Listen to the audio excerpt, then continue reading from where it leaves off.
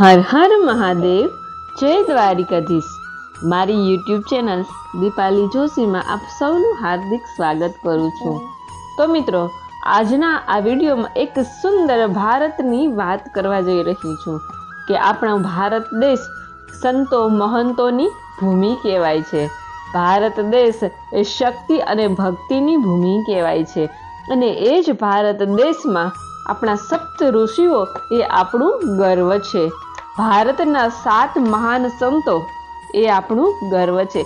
આમ તો ભારતમાં અનેક સંતો મહંતો બની ગયા અને જેના લીધે જ આજ ભારતને માં કહેવાય છે. ભારતનું નામ સૌથી આગળ છે એટલે તો ભક્તિ અને શક્તિની ભૂમિ કહેવાય છે. પરંતુ એમાંના મહાન સપ્ત ઋષિ એટલે કે મહાન 7 ઋષિઓ એ વશિષ્ઠ, વિશ્વામિત્ર, કર્ણ, ભારદ્વાજ, અત્રિ, વામદેવ અને સૌનક છે. આકાશમાં 7 તારાઓનું એક મંડળ જોવા મળે છે અને એને સપ્ત ઋષિઓનું મંડળ કહેવામાં આવે છે.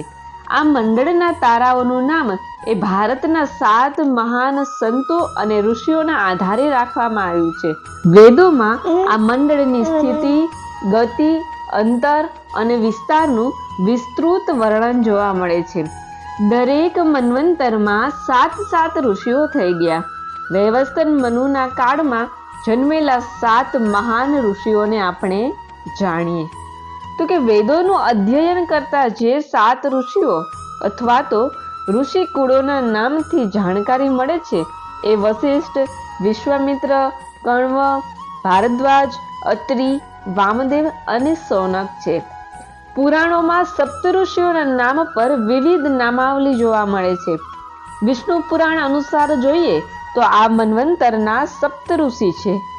આ સિવાય પુરાણોની અન્ય નામાવલી પ્રમાણે સપ્ત ઋષિઓ એ કેતુ, પુલહ, પુલત્સ્વ, અત્રિ, અંગિરા, વશિષ્ઠ અને મરીચી છે.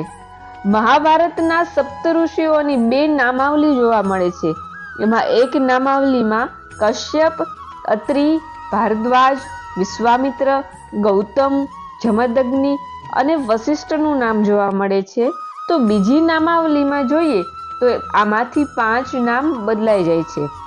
કશ્યપથી વશિષ્ઠ એમ જ રહે છે, પરંતુ ત્યારબાદ મરીચી, અંગિરસ, પુલત્સ્ય, પુલહ અને કેતુ એનો ઉમેરો થાય છે. કેટલાક પુરાણોમાં કશ્યપ અને મરીચીને એક માનવામાં આવે છે, તો ક્યાંક કશ્યપ અને કર્ણને પર્યાયવાચી માનવામાં આવ્યા છે. તો વૈદિક નામાવલી અનુસાર સપ્ત ઋષિઓને આપણે વિસ્તારપૂર્વક જાણીએ. સૌ પ્રથમ વશિષ્ઠ ઋષિ વિશે જાણકારી મેળવીએ. રાજા દશરથના કુલગુરુ એ ઋષિ વશિષ્ઠને કોણ નથી ઓળખતું? તમે અને હું આપણે સર્વે જાણીએ છીએ. તેઓ રાજા દશરથના 4 પુત્રોના ગુરુ પણ હતા. ઋષિ વશિષ્ઠના કહેવા પર જ દશરથ રાજાએ પોતાના 4 પુત્રોને ઋષિ વિશ્વામિત્રની સાથે આશ્રમમાં રાક્ષસોનો વધ કરવા માટે મોકલ્યા હતા. કામધેનુ ગાય માટે વશિષ્ઠ અને વિશ્વામિત્ર વચ્ચે જ્યારે યુદ્ધ થયું હતું ત્યારે વશિષ્ઠે રાજસત્તા પર અંકુશનો વિચાર આપ્યો હતો. તેમના જ કુળમાં મૈત્રાવરુણ વશિષ્ઠે સરસ્વતી નદીના કિનારે 100 સૂક્ત એક સાથે રચીને નવો ઇતિહાસ રચાવ્યો હતો. અને એટલે જ કહેવાય કે આપણા ભારત ભૂમિના સાધુ સંતો, ઋષિ મુનિઓ જે ધારે ને એ કરી શકતા હતા. ત્યાર પછી આપણે વિશ્વામિત્ર વિશે જાણીએ. વિશ્વામિત્ર કોણ હતા? એણે એના જીવન પર્યંત કેવા કાર્યો કર્યા હતા? ઋષિ બન્યા એ પહેલા વિશ્વામિત્ર એક રાજા હતા અને ઋષિ વશિષ્ઠ પાસેથી કામધેનુ ગાયને મેળવવા માટે તેણે યુદ્ધ કર્યું હતું. પરંતુ તેઓ હારી ગયા અને તેમની આ જ હારે તેમને કઠોર તપસ્યા માટે પ્રેરિત કર્યા.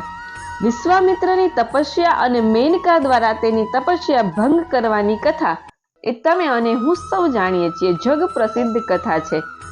વિશ્વામિત્રએ પોતાની તપસ્યાના બળે ત્રિશંકુને સશરીર સ્વર્ગે મોકલ્યા હતા. આ રીતે ઋષિ વિશ્વામિત્ર સાથે અનેક કિસ્સાઓ જોડાયેલા છે.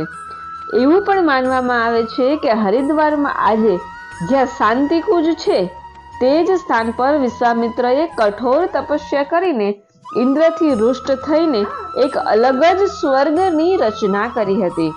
અને વિશ્વામિત્રએ આ દેશને ઋચા બનાવવાની વિદ્યા અને ગાયત્રી મંત્રની પણ રચના કરી હતી, જે ભારતના હૃદયમાં અને જીભ પર હજારો વર્ષોથી આજ સુધી અનવરત નિવાસ કરી રહ્યા છે.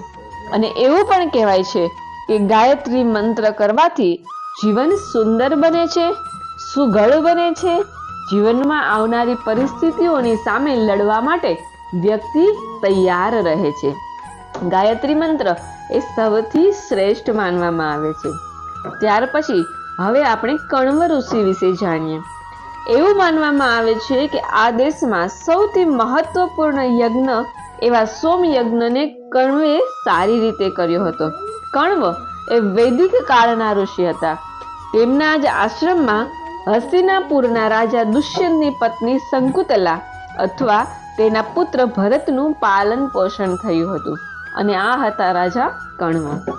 આપણે જાણીએ ભારદ્વાજ ઋષિ વિશે. વૈદિક ઋષિઓમાં ભારદ્વાજ ઋષિનું મહત્વનું સ્થાન છે. ભારદ્વાજના પિતા બૃહસ્પતિ અને માતા મમતા હતા.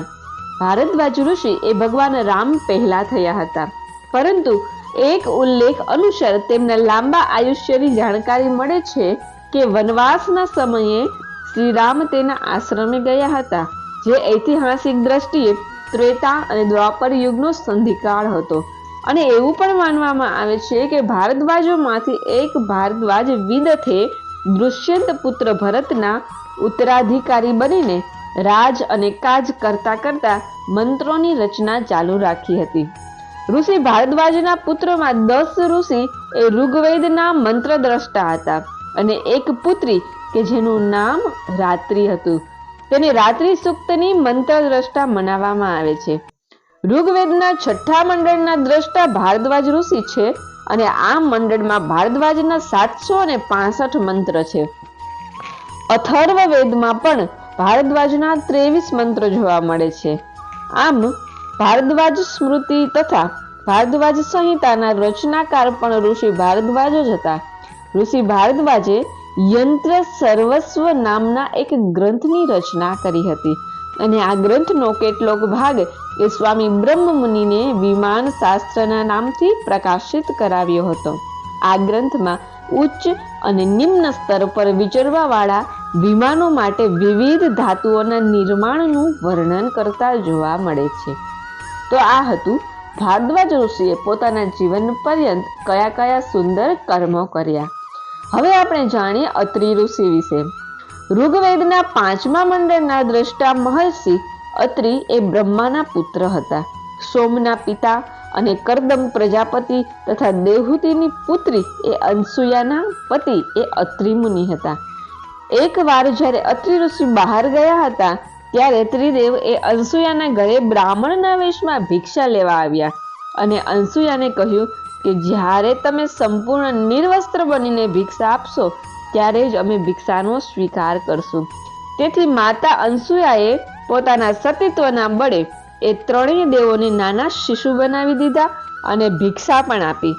માતા અનસુયાએ દેવી સીતાને પતિવ્રતનો ઉપદેશ પણ આપ્યો હતો. અત્રિ ઋષિએ આપણા દેશના કૃષિ વિકાસમાં પૃથુ અને ઋષભની જેમ જ યોગદાન આપ્યું હતું. અત્રિ ઋષિ સિંધુ પાર કરીને પારસ ચાલ્યા ગયા હતા. પારસ એટલે કે આજનું આપણે જે ઈરાન કહીએ છીએ, ઈરાન દેશ, જ્યાં તેમણે યજ્ઞનો પ્રચાર કર્યો હતો. અત્રિ ઋષિનો આશ્રમ એ ચિત્રકૂટ ધામમાં હતો અને એવી માન્યતા છે કે અત્રિ દંપતીની તપસ્યા અને ત્રિદેવોની પ્રસન્નતાના ફળ સ્વરૂપે ભગવાન વિષ્ણુના અંશથી ભગવાન દત્તાત્રેય, બ્રહ્માના અંશથી ચંદ્રમા અને ભગવાન શંકરના અંશથી દુર્વાસા ઋષિઓએ પુત્ર રૂપે એમના ઘરે જન્મ લીધો હતો. ઋષિ અત્રિ પર અશ્વિની કુમારોની પણ ઘણી કૃપા હતી. આમ ભગવાનનું ભજન અને ભક્તિ કરી અત્રિ અને અનસુયાએ ત્રણેય લોકના ત્રણેય દેવોને પોતાના ઘરે આવવા મજબૂર કર્યા હતા. અને ભક્તિ હોય, ભજનો હોય ને તો જ ભગવાન આંગણે પધારે છે. ત્યાર પછી હવે આપણે જાણીએ ઋષિ વામદેવ વિશે. વામદેવે આપણા દેશને સામગાન એટલે કે સંગીત આપ્યું છે. આજકાલ જે સંગીત આપણે વગાડીએ છીએ, જે ગાઈએ છીએ, એ દેન એ વામદેવની છે. વામદેવ ઋગ્વેદના ચોથા મંડળના સુતદ્રષ્ટા કે જે ગૌતમ ઋષિના પુત્ર તથા જન્મયત્રીના તત્વવેતા માનવામાં આવે છે. ગૌતમ ઋષિના પુત્ર એ વામદેવ હતા. એમના પિતા પાસેથી અનેક પ્રકારની વિદ્યાઓ પ્રાપ્ત કરેલી હતી. અને ત્યાર પછી હવે આપણે જાણીએ સૌનક ઋષિ વિશે. સૌનકે 10,000 વિદ્યાર્થીના ગુરુકુળને ચલાવીને કુલપતિનું વિલક્ષણ સન્માન મેળવ્યું હતું. અને કોઈ પણ ઋષિને આવું સન્માન પહેલી વાર મળ્યું હતું. તો એ આપણા માટે ખૂબ અને ખૂબ ગર્વની વાત કહેવાય કે આપણા ભારત ખંડમાં આવા સુંદર ઋષિઓ થઈ ગયા. વશિષ્ઠ, વિશ્વામિત્ર, કણ્વ, ભારદ્વાજ, અત્રિ, વામદેવ અને શૌનક આ સપ્ત ઋષિઓ જેમણે આપણા દેશને આટલું બધું આપી દીધું છે કે જેના નામથી આપણો દેશ આજ મહાન ગણાય છે.